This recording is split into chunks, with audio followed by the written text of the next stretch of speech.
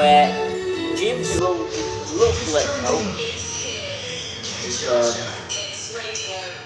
asked us to do some paid work on it. So we are. So the whole stuff was that. Now, he said, just do a bit of welding inside the boot. And those that are observant, you know, he's sat on the boot, and I'm stood in the boot.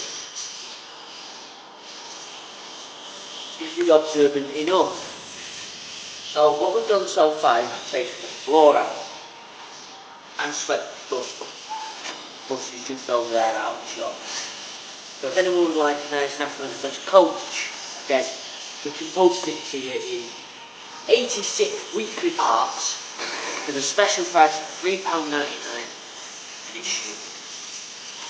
First issue is a special offer at £1.99, after that it's £3.99.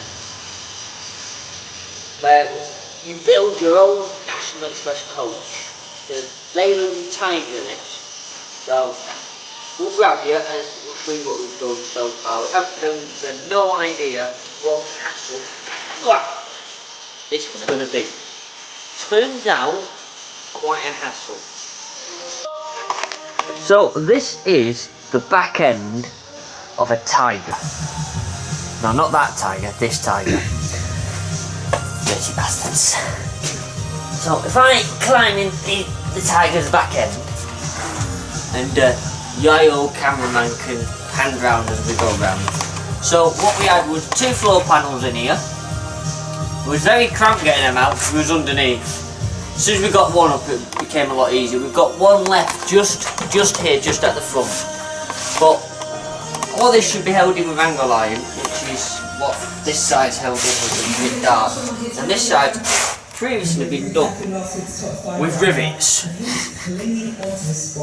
So we may strengthen that while we're at it. But the whole back is, I don't know if you'll be able to see, we have a hole in the back of it. And I don't think passengers were very happy if we braked and all the luggage went back and the accelerates and it all goes out onto the road.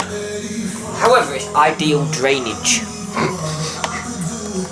So this entire back here is going to have to be rejigged a bit because there's not really much left of it. There's bits left of it in places, but the entire length of here all the way across is pretty much rotten. So we're going to have to get that black paint off and then weld a piece, the length of the bumps, to strengthen that back up, bit of angle iron. On top of that, just to put it in, either rivet or tack that in. And then that far side here is possibly the worst out of all of it, but yet to get this panel on. And this is okay-ish there, and then it becomes not okay, where the angle line is fully adjustable to the point where it isn't adjustable because it's not there. So we've got that to do, and we've got a lot of grinding, a lot of painting, and I've got iron to shoot. So we are currently just working at getting this panel that I'm sat on off, which is the only panel front piece left in here. This was a bit more tricky because you've got the number plate just in front of you with all its wiring there, and it's a bit redo. But Callum, who's currently doing the filming, is at that, and we'll give you up-to-date progress as we go. But this is a lovely little coach that Jim just wants on the road, and as I say, we're going to be doing this for him for a cheap price, and so he can have his beloved coach back on the road. As the shed monkey over there, he's going to do his clutch so it'll move, so we can have it taken outside and washed. But I'd strongly advise about not washing it at the moment because there's holes everywhere, because even the walls have holes in here. So we've got a lot to plate up for him, but it should be good when it's done, and hopefully this will be out on the road very soon. So if you want to see us do this, you've got to give this video a nice like. And whether you like to see this or not, probably we'll show you anyway. So whether you give it a like or a dislike is neither the but if you really want to stay posted on this, do subscribe and press the bell and you get notified when we do our uploads.